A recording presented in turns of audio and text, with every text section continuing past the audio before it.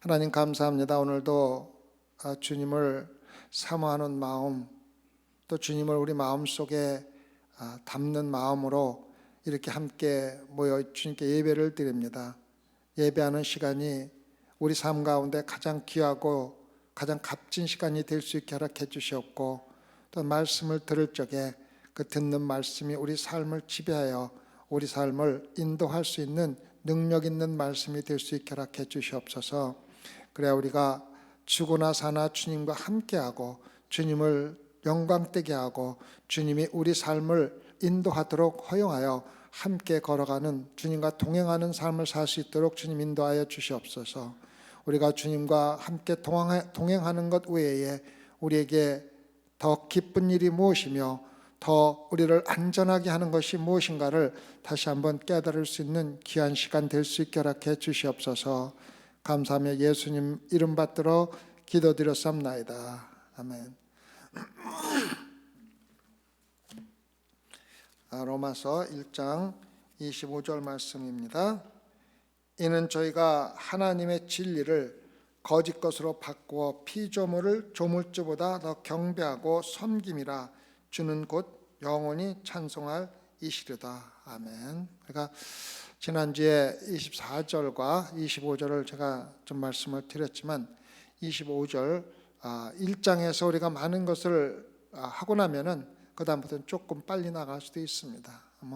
진도를 나가서 맞추는 게 중요한 게 아니라 하루하루 우리가 주님 말씀을 듣는 것이 더 중요하다고 생각을 합니다. 제가 목회자로서 말씀을 전할 때 제 사명은 여러분이 들어야 한다고 생각하는 것이나 여러분들이 듣고 싶은 것을 내가 열심히 연습해서 여러분에게 전하는 것이 아니고, 여러분이 듣고 싶은 것을 만들어서 여러분들에게 전할 수가 없는 것입니다. 하나님의 전도사인 저의 사명은 하나님께서 이미 말씀하신 것을 반복해서 여러분들에게 설명을 하고 여러분들에게 해석을 해주는 것이지, 저의 생각이나 저의 느낌을 여러분들에게 전하는 게 아닙니다. 그렇게 해서도 안 됩니다. 그래서 저의 메시지는, 저의 설교는 독창적일 수가 없고 내가 고안하거나 생각한 것이 아니라는 것을 여러분들이 알고 말씀을 들어야 합니다.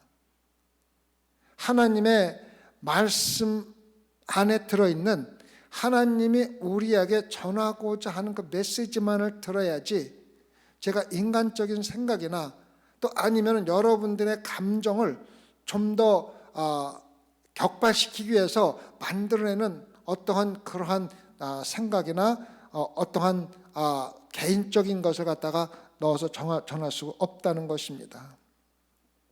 우리가 성경의 가르침을 들을 때 우리 생각을 완전히 버리고 책에서 성경 말씀이 우리에게 전하는 것이 무엇인지 직접 들어야 합니다.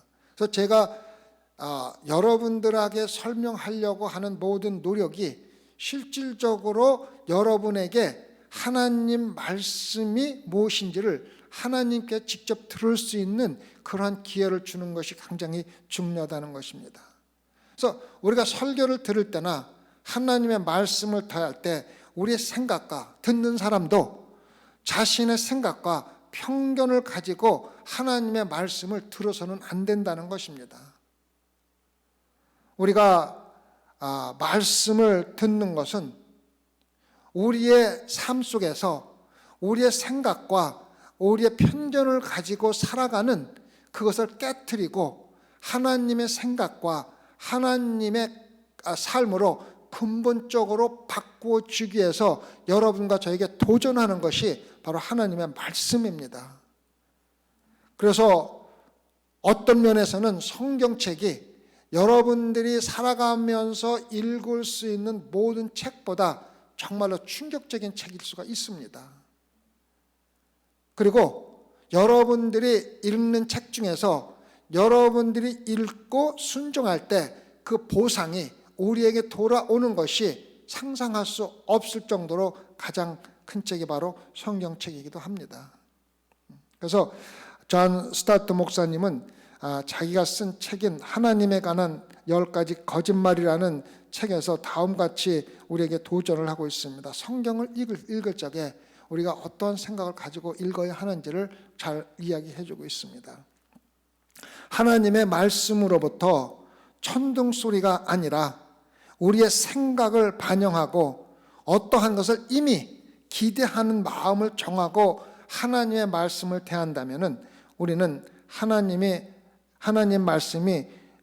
말씀을 하나님은 우리에게 말씀을 하지 않을 것입니다. 우리는 우리 자신의 편견 속에서 그 편견이 맞다는 것을 확인할 뿐입니다.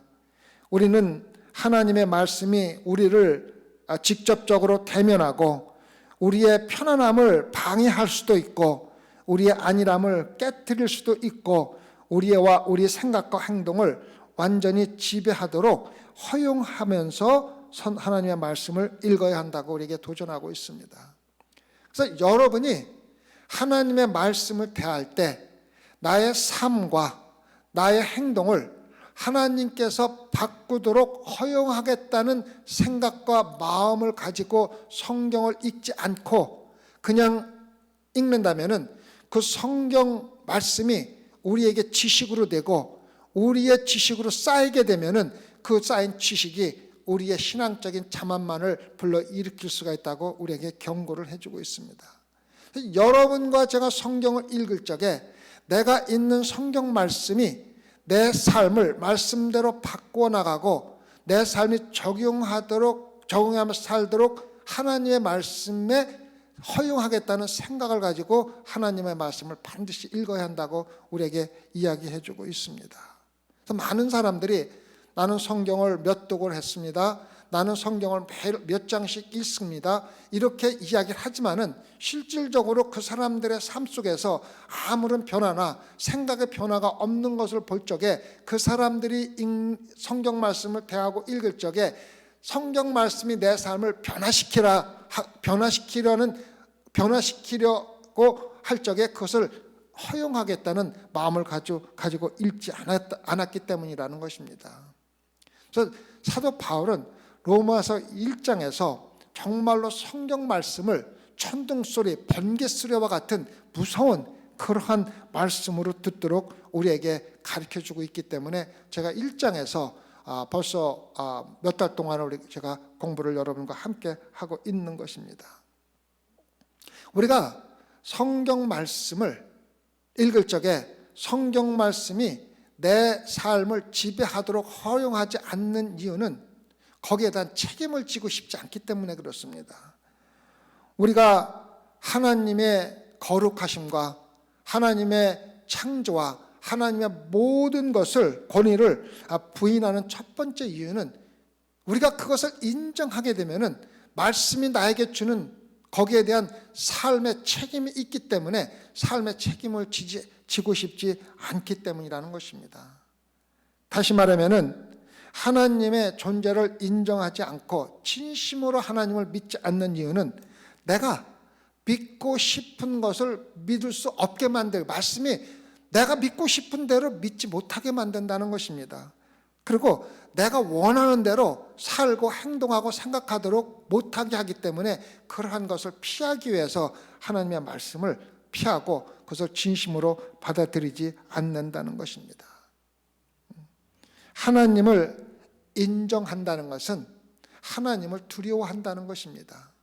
근데 우리가 살아가면서 진심으로 하나님을 두려워하며 사는 사람들이 많지 않다는 것입니다. 많은 신앙인들조차도 내가 그리스도인이라고 고백한 사람들조차도 하나님을 진심으로 두려워하며 사는 사람들은 거의 없다는 것입니다.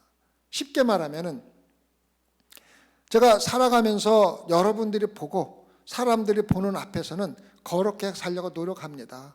나쁜 말을 하지 않으려고 노력하고 또 좋은 행동을 보이려고 노력하지만은 아무도 없는 곳에서는 여러분들이 똑같이 행동하냐는 것입니다. 저는 이것을 굉장히 심각하게 많이 생각을 해봅니다. 내가 사람들 앞에서 이렇게 행동하는데 사람들 앞에서 없다고 이렇게 다르게 행동하는 이유가 무엇이냐는 겁니다. 그것은 하나님의 존재를 진심으로 인정하지 않고 하나님을 두려워하지 않기 때문입니다. 내가 혼자 있는 곳에는 하나님이 나를 보고 있다고 생각하지 않기 때문에 사람들 앞에서와 사람들 없는 곳에서와 생각이 다르다는 것입니다.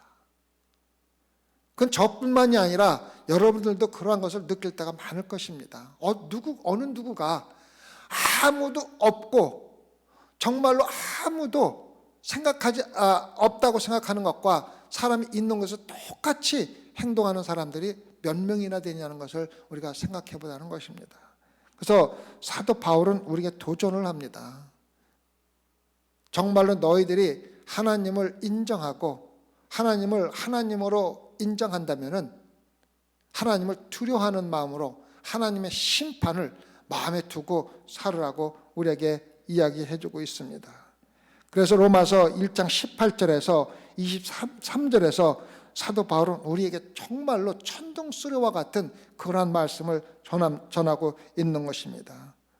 우리가 하나님의 말씀을 들을 때 정말로 천둥소리와 같은 나의 삶에 어떠한 영향을 주지 않는다면은 아무런 느낌이 없이 하나님 말씀을 듣고 하나님 말씀을 읽을 때가 있다는 것입니다. 그러니까 제가 철화 예배 때도 말씀을 드렸지만은 제가 새벽에 요즘에 마가복음을 읽으면서 13장, 14장, 15장 거기에 보면은 예수님께서 제자들에게 배신을 당하고 팔려나가고 또 제자들이 다 예수님을 피해서 도망가고 정말 로마 사병들에게 정말 조롱을 당하는 말씀을 읽으면서 실질적으로 조롱당하는 예수님의 모습이 보이는 겁니다. 그래서 말씀을 다 읽고 기도하려고 무릎을 꿇을 적에 그 말씀을 다시 한번 생각하면은 정말 비명소리가 들리고 소름이 쫙쫙 끼칠 정도로 그 말씀이 내 삶에 영향을 준다는 것입니다. 왜? 그 말씀은 살아서 역사하는 능력이 있기 때문입니다. 그래서 여러분과 제가 말씀을 읽고도 내 마음에 내 삶에 아무런 변화가 없고 감동이 없다면은 그 말씀을 읽은 가치가 아무것도 없고 내가 성경을 몇 번 읽었네 얼마를 많이 알겠네 하는 신앙적인 자만만 키워줄 수가 있다는 것입니다. 그래서 오늘 로마서 1장 18절에서 23절을 다시 한번 제가 읽어드릴 적에 그 말씀이 여러분들에게 정말 내 삶의 천둥소리처럼 들리고 있는가 한번 느껴보시기 바랍니다. 하나님의 진노가 불의로 진리를 막는 사람들의 모든 경건치 않음과 불의에 대하여 하늘로 쫓아 나타나나니 이는 하나님을 알만한 것이 저희 속에 있음이라. 하나님께서 이를 저에게 보이셨느니라. 창세로부터 그의 보이지 아니한 것들 곧 그 영원하신 능력과 신성이 그 만드신 만물에 분명히 보여 알게 되나니 그러므로 저희가 핑계치 못할지니라. 하나님을 알되 하나님으로 영화롭게도 아니하며 감사치도 아니하고 오히려 그 생각이 허망하여지며 미련한 마음이 어두워졌나니 스스로 지혜 있다 하나 우준하게 되어 썩어지지 아니하는 하나님의 영광을 썩어질 사람과 금수와 버러지 형상의 우상으로 바꾸었느니라. 사도 바울은 이러한 생각을 가지고 하나님의 존재를 무시하고 사는 결과가 무엇인지를 로마서 1장 24절에서 이야기해 주고 있습니다. 그 결과는 그러므로 하나님께서 저희를 마음의 정욕대로 더러움에 내어 버려두사 저희 몸을 서로 욕되게 하셨다고 이야기해 주고 있습니다. 즉 인간이 하나님을 거부한 근거로 거부했다는 것은 나는 하나님이 없다고 말하는 것이 아니라 하나님의 말씀이 직접적으로 나를 지배하지 아니하고 교회를 다닌다 할지라도 정말로 하나님을 두려워하지 않는 사람들은 하나님을 거부한 것과 조금도 다르지 않습니다. 하나님을 공경하기를 거부하는 사람들 그리고 그들의 창조주를 예비하기를 거부하는 사람들은 하나님이 그들을 더러움에 넘겨주셨다고 이야기를 하고 있습니다. 지난주에 제가 넘겨주는 것에 대해서 구체적으로 말씀을 드렸습니다. 불신앙의 결과로 그들이 스스로 더러움으로 걸어가도록 내버려 두는 수동적인 내어버림이 있고 하나님께서 우리를 더러움으로 내어 보내서 정말로 하나님이 얼마나 귀한지, 하나님이 얼마나 감사한지를 깨닫고 탕자처럼 돌아오게 만들기 위해서 우리를 일부러 능동적으로 더러움으로 내어 보낼 때가 있다고 여러분들에게 말씀을 드린 적이 있습니다. 사람이 하나님을 버릴 때 하나님은 그 죄의 결과에 대해서 하나님께서 철저하게 물으신다는 것입니다. 그리고 사람이 하나님을 버리면 하나님도 사람을 버릴 수밖에 없다고 이야기해 줍니다. 그래서 로마서 1장 24절, 26절, 28절 여러 번에 걸쳐서 하나님께서 버리셨다는 이야기가 나오고 있습니다. 거룩하고 의로우신 창조주 하나님을 원하지 않는 결과가 여기에 나와 있는 것입니다. 여러분이 하나님을 원하지 않는다면 하나님께서는 강제로 여러분을 좋아하려고 받아들이려고 하지 않는다는 것입니다. 하나님은 여러분과 저에게 정말로 사랑으로 모든 것을 인도하시지만 우리가 그것을 받아들이지 않고 떠난다면 하나님께서도 그것에 대해서는 책임을 짓지 않으신다는 겁니다. 하나님을 무시하고 거부하는 사람의 결과는 심판이라는 것입니다. 심판. 24절을 다시 볼까요? 그러므로 하나님께서 저희를 마음의 정욕대로 더러움에 내어 버리두사 저희 몸을 서로 욕되게 하였다고 얘기했습니다. 그래서 이 세상을 살아가는 걸 보면은 교회를 포함해 가지고 서로 욕하고 서로 이용하고 서로 가습하고 다니고 서로 마음에 상처를 주고 평강이 없습니다. 그 이유가 뭐냐면은 우리가 더러움으로 내버려 둔 하나님에 대해서 서로 욕되게 하기 때문이라는 것입니다. 하나님께서 여러분을 욕되게 하는 게 아니라 우리 서로 욕되게 하는 그 이유가 더러움에 내버려졌기 때문이라고 우리에게 이야기해 주고 있습니다. 우리가 세상에 살아가면서 이것으로 만족하려고 노력도 해보고 저것으로 만족하려고 노력도 해보고 취미 생활도 해보고 여러 가지 많은 것을 해보고 있지만 하나님께서 우리에게 주셔야 할 만족은 절대로 채워질 수가 없다는 것을 우리는 반드시 깨달아야 한다는 것입니다. 솔로몬은 잠언 27장 20절에서 이렇게 말했습니다. 솔로몬은 잠언 27장 20절에서 음보와 유명은 만족함이 없고 사람의 눈도 만족함이 없느니라. 우리가 하나님으로부터 만족해야 될 것은 이 세상의 어떠한 것으로도 만족할 수가 없다는 것입니다. 그리고 하나님이 우리 삶에 간섭하지 않는다면은 우리가 하나님의 눈을 피해서 편안하고 우리 마음대로 살아가면서 더 즐겁게 살아갈 수 있을 것 같다고 하지만은 그 결과가 얼마나 무서운 것인지를 우리는 반드시 알고 살아야 한다는 것입니다. 28절과 29절 첫반부를 통해서 하나님께서는 이렇게 이야기해 주셨어요. 하나님께서 저희를 그 상실한 마음대로 내어 버려두사 합당치 못한 일을 하게 하셨으니 곧 모든 불의, 추악, 탐욕, 악의가 가득한 자여 시기, 살인, 분쟁, 사기, 악독히 가득한 자여 수군수군하여 하는 자라고 이야기해 주고 있습니다. 이 말을 우리가 바꿔서 말하면은 교회 내에서도 우리가 서로 수군수군하고 서로 시기하고 서로 분쟁하고 서로 탐욕을 한다 그러면은 교회는 다닌다 할지라도 그 사람들은 더러움에 내버려진 불신자에 불과하다는 것입니다.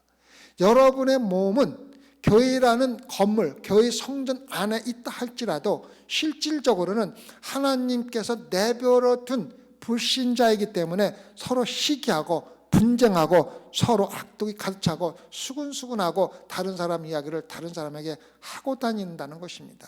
그 이유가 하나님이 그 사람들을 더러운 곳에 내버려 두었기 때문입니다.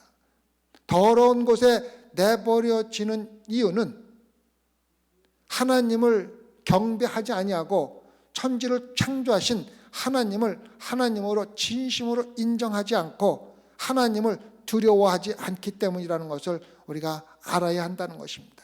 그래서 원인이 어디에 있느냐면은 우리가 하나님을 두려워하지 않기 때문에 그러한 일이 일어난다는 것입니다.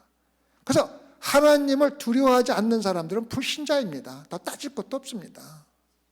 반드시 마음속에 새겨두어야 합니다. 그래서 사람은 영적인 방황과 영적으로 방황하면서 거침없는 사악함과 이루지 못할 정욕으로 가득 찬 삶의 대가를 치르게 될 것인데, 그 대가가 물론 우리가 죽을 때 심판으로 나타나기도 하지만은 이 세상에 살아가면서 서로 시기하고 질투하고 수근수근하면서 살아가는 것이 또 하나의 대가로 주어진다는 것을 우리에게 이야기하고 있습니다. 소망교회는 절대로 그러한 것이 없어야 됩니다. 올바른 교회라고 인정하고 믿고 여러분들이 소망교회를 다니려고 그러면은 그런 것을 절대로 여러분 삶에서 실행하면서 살아가면 안 된다는 것입니다. 그게 심한 말이 아닙니다. 어떻게 교회가 문제가 없는 교회가 어디 있어? 물론 인간적인 문제가 있지만은 그 문제를 당연한 것을 받아들이고 그런 삶 속에 적응해서 살아가서는 안 된다는 것입니다. 그런 사람들이 잘못됐다는 것을 반드시 깨우쳐 줘야 되고 그 사람들이 변할 수 있도록 말씀으로 깨우쳐 주어야 하는 것이 교회의 사명이지, 교회는 문제가 항상 있는 거니까 좋아 받아들여, 그렇게 해서는 안 된다는 겁니다. 지난주에 말씀드렸지 않습니까? 예수님께서 가늠한 여인을 용서해 주면서 가면서 뭐라고 그랬습니까?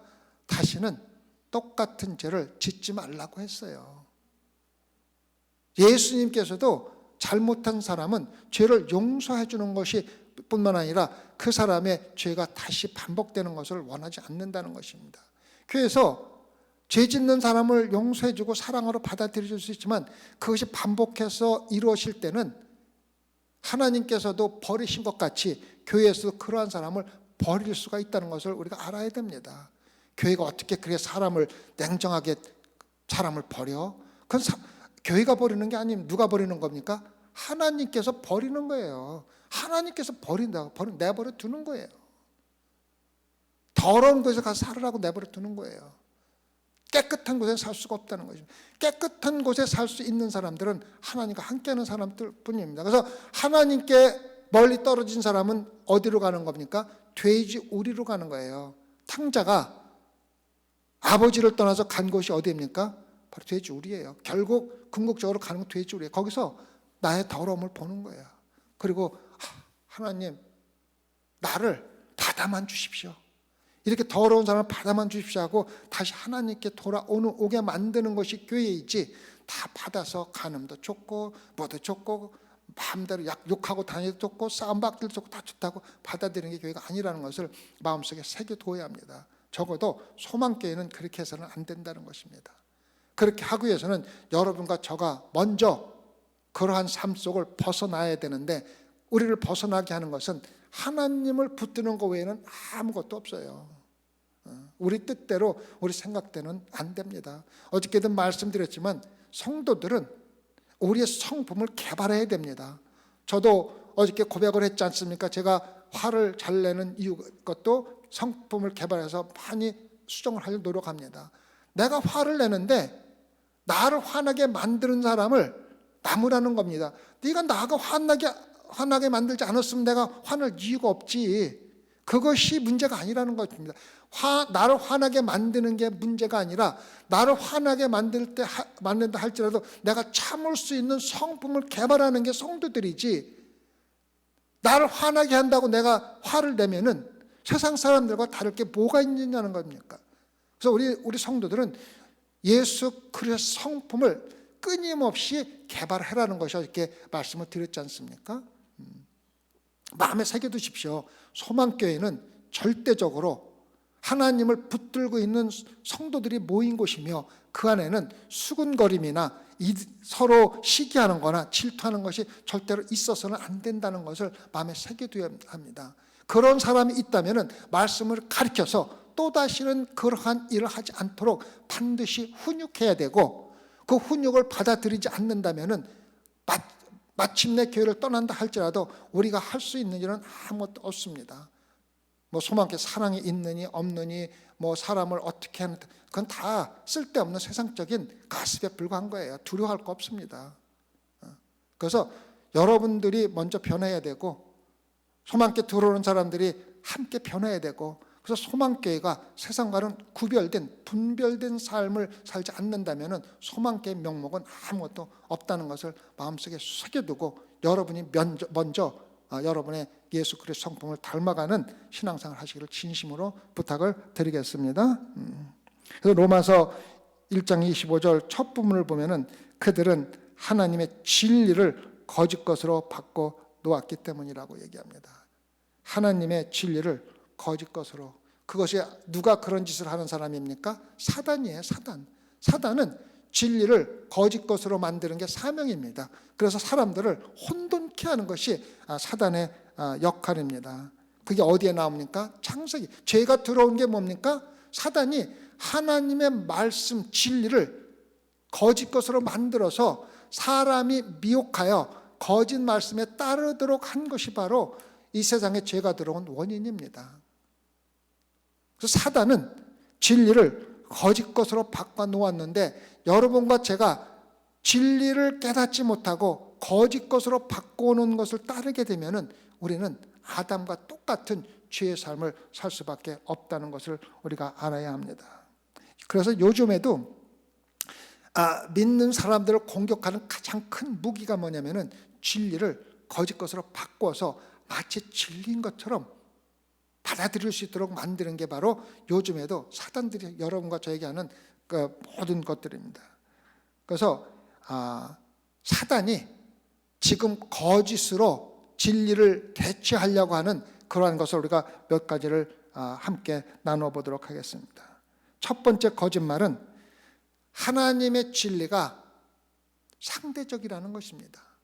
하나님 말씀만 진리가 아니라 진리가 세상에 많이 있고 하나님의 진리는 여러 가지 진리 가운데 하나라는 것입니다. 어떻게 들어보면 그럴듯합니다. 이 세상에 하나님 말씀만 진리입니까?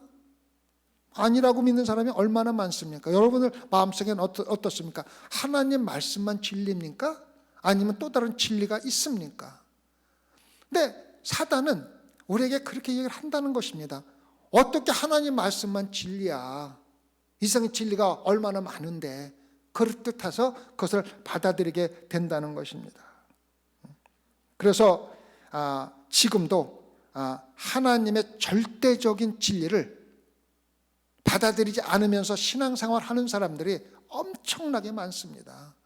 일반 성도뿐만 아니라 교회 지도자들도, 심지어는 정말로 큰 종교 종파를 대표하는 사람들도 국제회의에 나가서 우리가 세상에서 이렇게 싸우는 원인이 종교적인 이유 때문이다, 우리 종교적인 것을 다 놓고 예수 그리스도의 진리만 진리라고 주장하지 말고 다른 진리도 받아들여라, 이것이 바로 세상에서 평화를 추구하는 종교인들 단체에서 일어나고 있는 모습들 아닙니까? 1647년 미국이 바로 세워졌을 적에, 1647년에 미국이 세워졌을 때 공립학계에서 어떠한 법이 제정됐는지 제가 한번 읽어드리겠습니다. 법으로 제정된 것이 이렇게 법이 제정됐습니다. 그 오래된 미혹자 사탄의 주된 계획은 사람들이 성경을 알지 못하게 하는 것입니다. 그러므로 50가구의 각 마을에서 그 마을에서 한 사람을 임명하여 모든 어린이에게 성경을 가르칠 것을 법으로 정합니다라고 얘기했습니다. 그게 1600년도에 일어난 일입니다.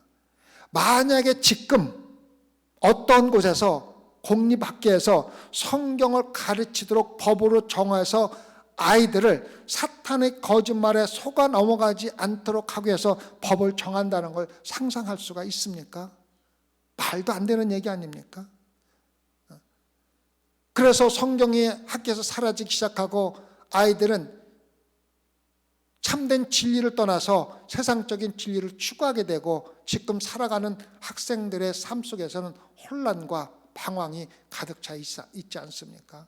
요즘 어린아이들 중에서 여러분들 눈에, 신앙적인 눈으로 볼 때 정말 참된 진리를 찾으며 살아가고는 사람들이 단 한 명이나 있습니까? 한번 찾아보세요. 없어요. 왜?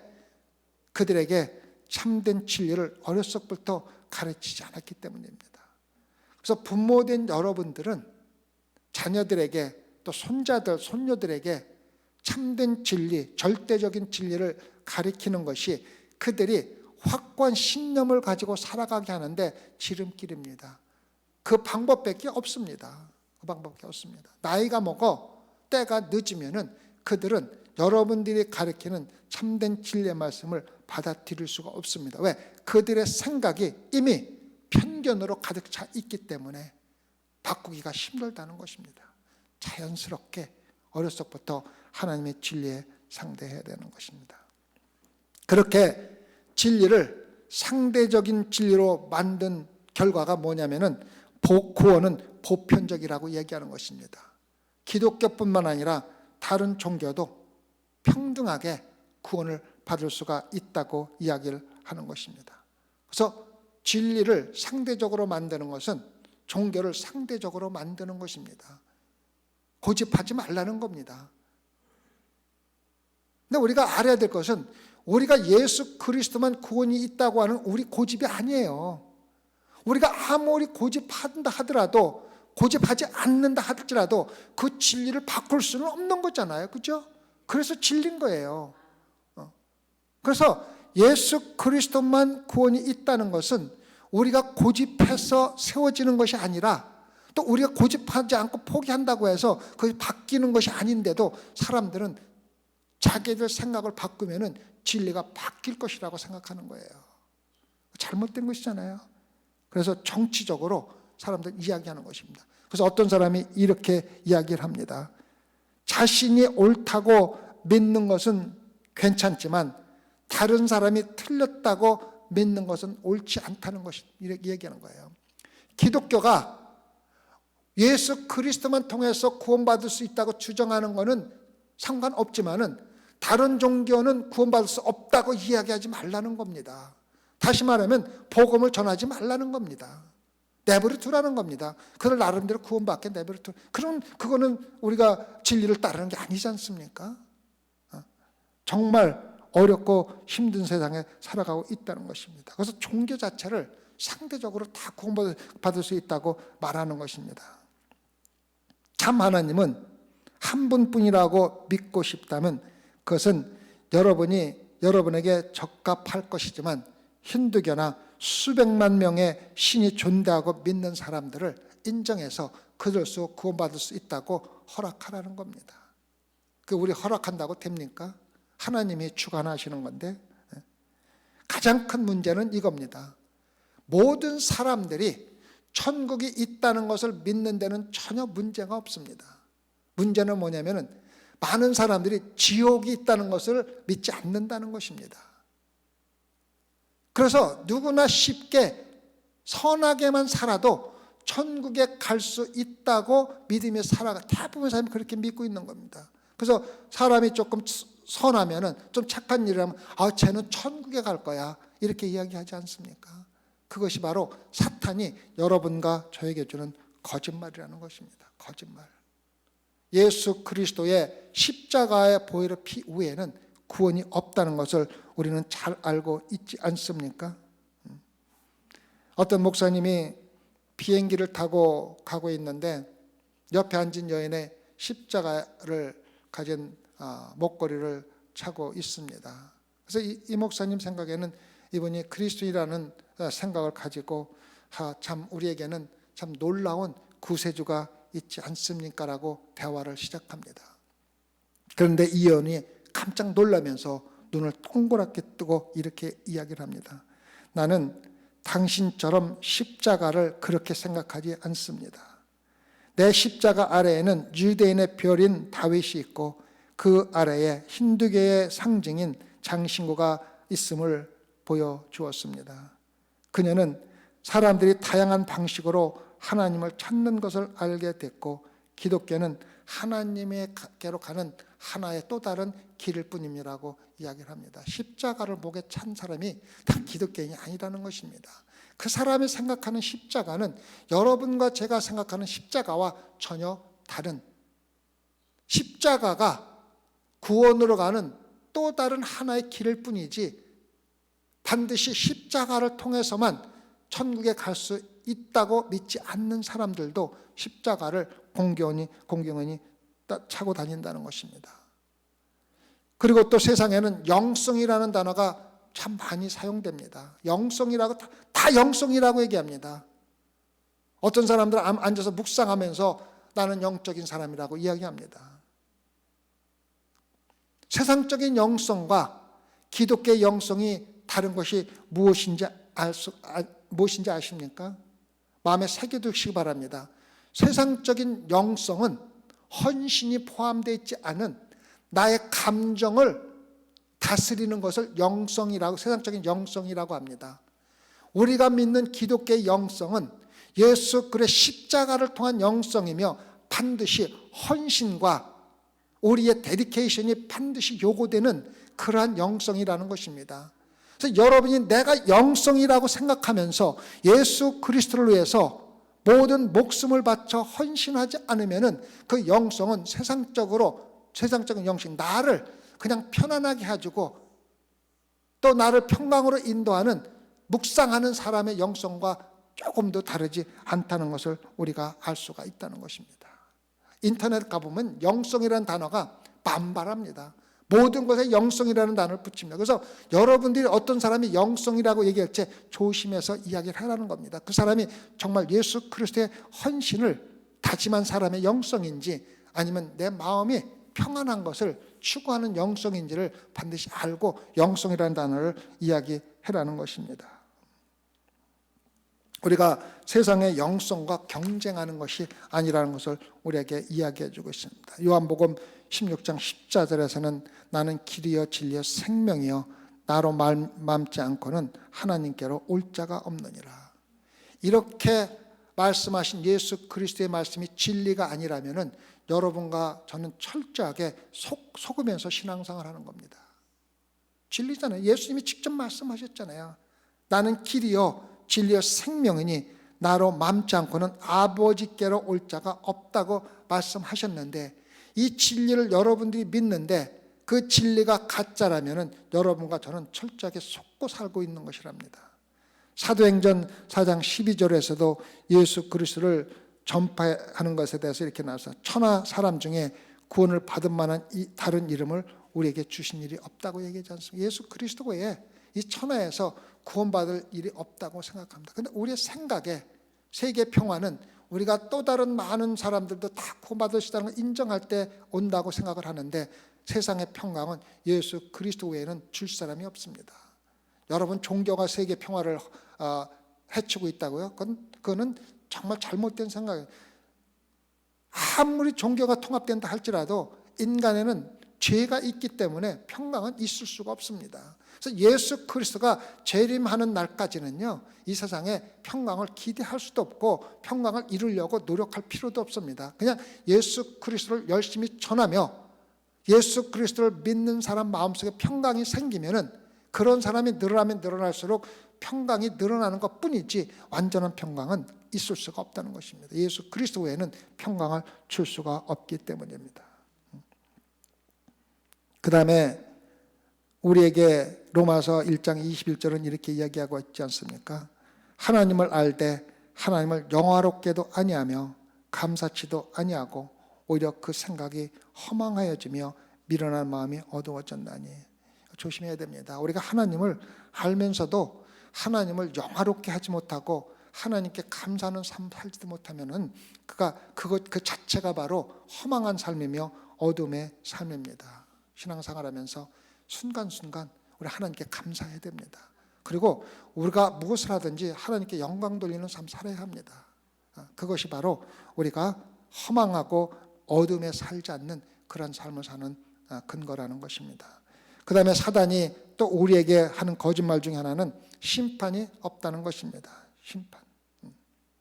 여러분이 말하는 대로 대부분의 사람들이 아까도 말씀드렸지만 천국이 있다는 것을 믿지만은 심판을 받고 지옥에 간다는 것을 믿는 사람들은 많지 않다는 것입니다. 실질적으로 심판을 받고 지옥에 간다고 생각하는 사람들의 대부분은 기독교인들밖에 없습니다. 세상 사람들은 그것을 믿지 않습니다.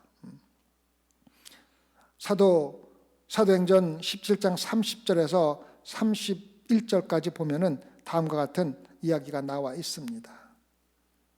사도행전 17장 30절에서 31절 사이에는 알지 못하던 시대에는 하나님이 허물치 아니하셨거니와 이제는 어디든지 사람을 다 명하사 회개하라 하셨으니 이는 정하신 사람으로 하여금 천하를 공의로 심판할 날을 작정하시고 이에 저를 죽은 자 가운데서 다시 살리신 것으로 모든 사람에게 믿을 만한 증거를 주셨습니다. 예수 그리스도가 부활하신 이유는 모든 만물들에게 하나님의 심판이 있다는 것을 믿을 만한 증거로 삼기 위해서 했다고 기록하고 있는 것입니다. 그래서 예수님의 부활이 없었다면 실질적으로 기독교에는 가짜 종교와 조금 더 다름이 없습니다. 다른 일반적인 힌두교나 모슬림이나 다른 어떠한 종교와 조금도 다를 것이 없다는 것입니다.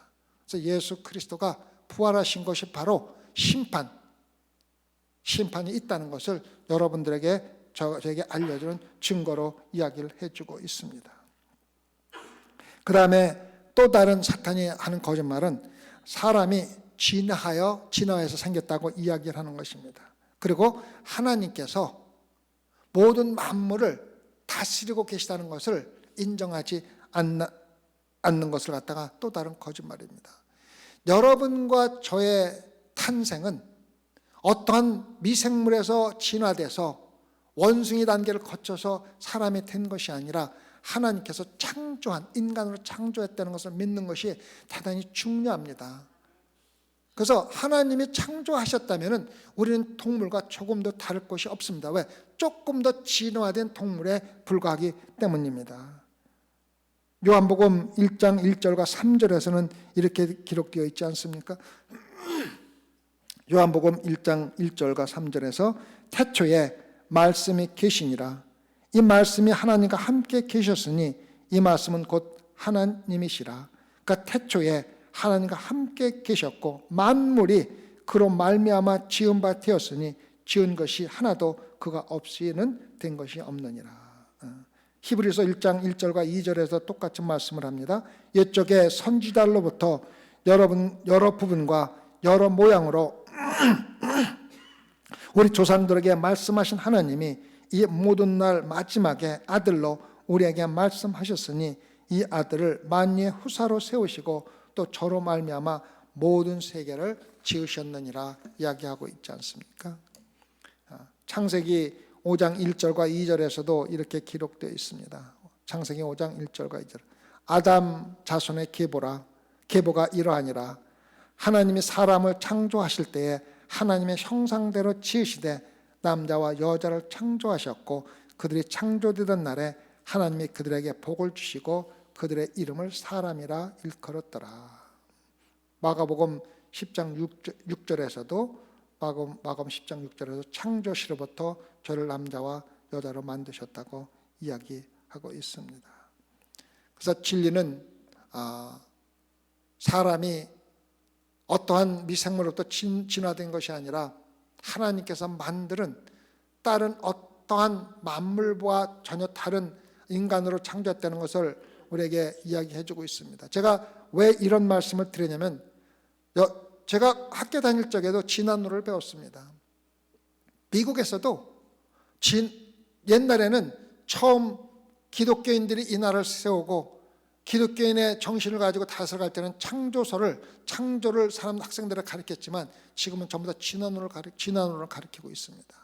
그래서 세상이 완전히 바뀌었기 때문에 부모인 여러분과 제가 제대로 깨닫지 못하면은 아이들에게 설명할 수 있는 방법이 없습니다. 그래서 여러분과 저는 반드시 우리에게 이것을 깨닫고 아이들에게나 누구에게나 인간은 하나님께서 하나님의 형상으로 창조해서 만들어진 것이지 미생물에서 동물을 거쳐서 원숭이 단계 거쳐서 인간이 된 것이 아니라는 것을 우리에게 이야기해 주고 있습니다. 성경은 성령의 감동감으로 쓰여져 있기 때문에 내가 성경에 대한 어떤 편견된 생각을 가지고 읽거나 또 잘못된 것을 찾으려는 생각을 가지고 읽을 적에 여러분들이 성경을 읽는 아무런 의미가 없다는 것을 다시 한번 말씀을 드립니다.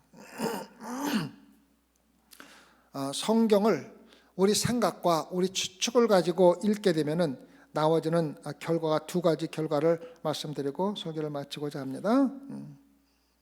첫 번째 결과는 인류가 인격적이고 사랑이 많으며 용서하는 주님을 거부하게 됩니다. 편견과 우리 생각을 가지고 읽으면 성경의 진리라고 받아들이지 않게 되기 때문입니다.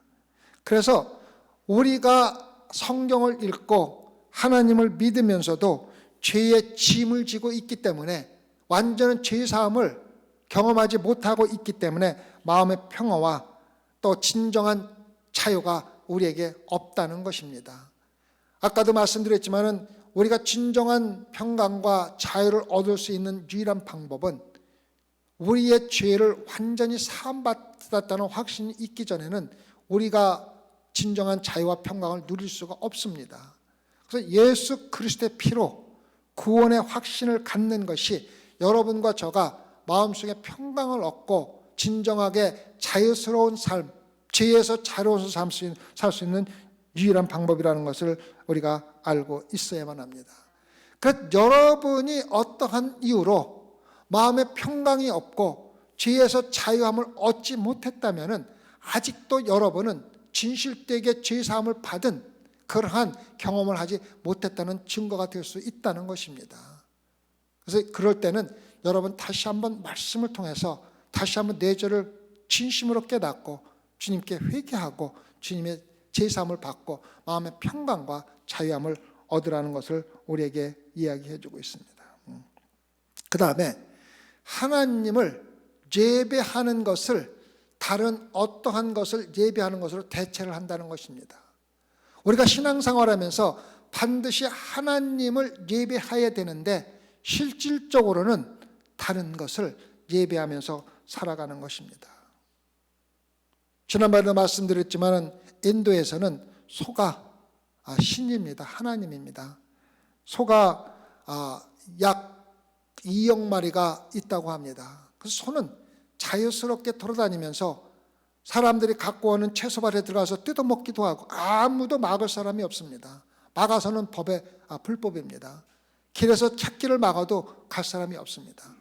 더 중요한 것은 인도의 인구가 수없이 많은데 몇몇 부자를 빼고는 정말 아이들이 굶주리고 가난하게 살아갑니다. 길에서 텐트 치고 살면서 길에서 똥오줌 다 싸면서 그러면서 살아가는 사람이 큰 도시에 엄청 많이 있습니다. 그럼에도 불구하고 소고기를 먹지 못하게 하고 2억 마리 소들이 길거리에 돌아다니면서 도리어 사람들, 굶어가는 어린아이들이 먹어야 될 채소와 음식물을 먹도록 허락하는 것을 볼 수가 있지 않습니까? 잘못된 생각이 그 나라를 그렇게 어렵고 힘들게 만든다는 것입니다. 이것은 우리가 인도 사람들을 우습게 보는 그러한 것으로 끝나서는 안 됩니다. 여러분과 저의 삶을 한번 들여다보십시오. 나는 비록 소는 아니다 할지라도 내가 하나님을 예배하는 대신에 어떠한 다른 것을 예배하며 살아가고 있지는 않은가? 물질을 예배하며 살아가고 있지 않은가? 자식들을 예배하며 살아가고 있지 않은가? 나의 명예를 예배하며 살아가고 있지는 않은가? 나의 쾌락, 즐거움을 예배하며 살아가고 있지는 않은가? 이러한 것을 한번 생각해 보라는 것입니다. 우리가 소를 섬기면서 신으로 생각하는 사람을 우습게 여기듯이 우리가 실질적으로 예수 그리스도를 믿는다고 하면서 하나님을 예배하는 대신에 물질을 예배하고 나의 건강을 예배하고 나의 자식들을 예배하고 나의 명예를 예배하고 살아가고 있지 않은지 한번 들여다보라는 것입니다. 여기에서 자유로울 사람이 몇 명이나 됩니까? 그렇지만 우리는 거기에 도전하면서 살아가라고 하나님 말씀이 우리에게 가르쳐주고 있는 것입니다. 인간은 태어날 때부터 하나님을 갈망하는 그러한 마음을 가지고 태어났습니다. 왜? 하나님께서 인간에게 하나님의 형상을 집어넣어 주셨기 때문에 우리는 반드시 하나님을 갈망하면서 살아갈 수밖에 없도록 창조되었다는 것입니다. 그런데 그것을 하나님을 갈망하는 대신에 물질을 갈망하고 좀 더 좋은 삶, 편안한 삶, 즐거운 삶을 갈망하면서 살아갈 수가 있는데, 그러한 모든 다른 것들은 우리의 참된 갈망, 하나님을 갈망해야 될 그 마음을 절대로 채워줄 수가 없다는 것을 깨달으라는 것입니다. 그래서 여러분들이 아무리 물질을 가지고 여러분의 갈망을 채운다 하더라도 그것은 여러분을 진실로 행복하게 만들어줄 수가 없지 않습니까? 또 여러분들이 얼마나 기쁘고 즐겁고 재미있는 일을 하면은 그것으로 만족하게 되겠습니까? 골프 좋아하시는 분들 많지 않습니까? 우리 제 집사님은 골프 잘 안 치십니다. 안 좋아하십니다. 어쨌든 골프 치는 사람이 골프를 치면 정말 기쁘고 즐거워요. 근데 그 치고 나면은요, 끝납니다. 언젠가는. 그럼 집에 오면은 또 그 기쁨이 사라지는 거예요. 채워지는 거 아니에요. 여러분들이 뭐가 제일 즐겁습니까?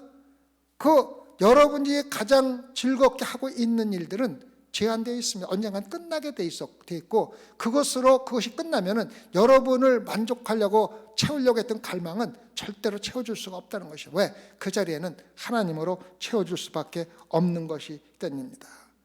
근데 많은 사람들이 하나님으로 채워줄 그 갈망의 자리에다가 여러 모양의 우상으로 그것을 채우면서 살아가고 있다고 오늘 말씀이 우리에게 이야기해 주고 있는 것입니다. 그래서 제가 여러분에게 묻고 싶은 말씀은, 하나님께서 하나님의 형상으로 지으면서 만들어 놓은 그 갈망의 자리에 진심으로 하나님이 그 자리에 계시냐는 겁니다. 아니면 그 자리에 다른 세상적인 어떤 갈망, 우상, 그런 갈망이 여러분에 되어 있느냐는 것을 제가 묻고 있는 것입니다. 우리가 그러한 갈망을 세상적인 우상으로 채울 때 일어나는 일이 무엇인지 압니까? 인간의 도덕이 완전히 무너진다는 것입니다. 뭐가 옳은 일인지, 뭐가 그런 일인지 그 판단의 기준이 흐려지고 잊어버리게 됩니다. 그래서 자기가 그렇게 살아가면서도 자기가 잘못 살고 있다는 자체를 느끼지 못하고 살아가게 된다는 것입니다. 내가 악을 행하면서도 그것이 악인지 모르고 살아간다는 것입니다. 어떤 때는 악을 행하고도 거기에 대한 죄책감을 크게 느끼지 않는다는 것입니다. 정말 무서운 것입니다. 아이들이 도둑질을 하고도 그 도둑질이 잘못됐다는 것을 가르쳐 주기 전에 내 자식을 사랑하는 마음속에서 그게 별거 아니다라는 거 그렇게 가르쳐 준다는 것입니다. 왜? 내 안에 도덕적인 기준이 무너졌기 때문입니다. 도덕적 기준이 무너진 부모들이 자식들에 가르치는 건 똑같은 도덕적이 무너진 부도덕한 것을 가르칠 수밖에 없다는 것을 우리가 깨달으라는 것입니다.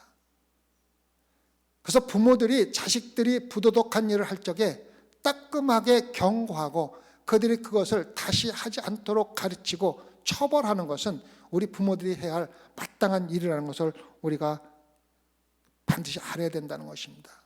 그래서 사도 바울이 로마서 1장을 통해서 우리에게 가르쳐주고 있는 것은 하나님을 예배하는 대신에 세상적인 다른 우상을 예배하고 하나님의 진리 대신에 다른 진리를 추구하면은 도덕적인 기준이 무너지고 살아가는 방법은 악덕과 시기와 질투와 수긍을 이런 것밖에 없다는 것이며, 이러한 것들이 서로를 해치며 살아가고 그러한 악한 세상을 만들게 된다는 것을 우리에게 이야기해 주고 있습니다. 여러분이 앞으로 성경을 읽을 적에 정말 천둥과 번개같이 나의 심장을 때릴 수가 있게 해주시고, 읽기 전에 내가 오늘 읽는 말씀이 나의 삶과 생각을 지배하도록 허락하겠다는 마음을 가지고 하나님 말씀을 읽으십시오. 그리고 내가 읽은 말씀이 나의 마음을 때릴 때 그 삶을 적용하면서 그 말씀대로 살아가야 합니다.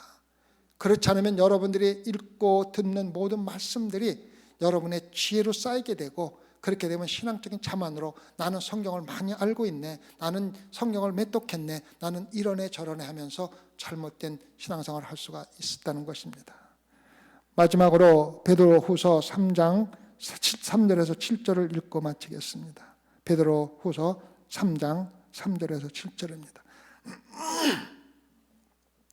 먼저 이것을 알지니 말세에 기롱하는 자들이 와서 자기의 정욕을 쫓아 행하며 기롱하여 가로되 주의 강림하신다는 약속이 어디 있느냐. 조상들이 잔 후로부터 만물이 처음 창조할 때와 같이 그냥 있다 하니 이는 하늘이 옛적부터 있는 것과 땅이 물에서 나와 물로 성립한 것도 하나님의 말씀으로 된 것을 저희가 불어 잊으려 함이로다. 이로 말미암아 그때 세상은 물의 넘침으로 멸망하였으되 이제 하늘과 땅은 그 동일한 말씀으로 불사르기 위하여 간소하신 바 되어 경건치 아니한 사람들의 심판과 멸망의 날까지 보존하여 두신 것이라. 지금 이 세상이 멸망하지 않고 아직도 보존되어 있는 이유는 바로 마지막 날에 심판하시기 위한 것이라고 이야기하고 있습니다. 모든 이름 위에 뛰어나고 오로지 구원받을 수 있는 길이요 생명이신 예수 그리스도를 여러분의 마음속에 받아들이시고 단순히 받아들이는 것으로 끝나지 아니하고 예수 그리스도를 따르는 삶, 제가 내일 따르는 삶에서 설명을 드리겠지만 따르는 삶, 예수님과 같은 길에 있고 예수님과 동행하는 삶, 그래서 말씀이 나의 삶을 바꾸고 나의 생각을 바꿀 수 있는 그러한 소망계 성도들로 살아가기를 진심으로 기도를 드리겠습니다. 기도합시다. 하나님 아버지, 우리가 아무리 말씀을 많이 듣고 많이 읽고 많이 배운다 할지라도 그 말씀이 나의 삶을 지배하지 않는다면 그 말씀이 무슨 소용이 있습니까? 주님, 오늘 새벽 예배 나온 성도들 마음속에 이제부터 내가 말씀을 읽을 때 말씀이 나의 생각을 지배하고 나의 삶을 변화시키고 바꿀 수 있는 능력의 말씀으로 받아들이겠다는 다짐을 가지고 하나님의 말씀을 읽고 들을 수 있게 허락하여 주시옵소서. 그래 소망계 성도들은 특히 새벽 예배, 철야 예배 열심히 참석하는 성도들은 그 삶이 머무르는 삶, 정체되어 있는 신앙생활이 아니라 앞으로 나아가서 하나님께 더욱 가까이 가는 변화되는 삶, 발전하는 삶을 살 수 있도록 주님 인도하여 주시옵소서. 감사하며 예수님 받들어 기도드렸사옵나이다.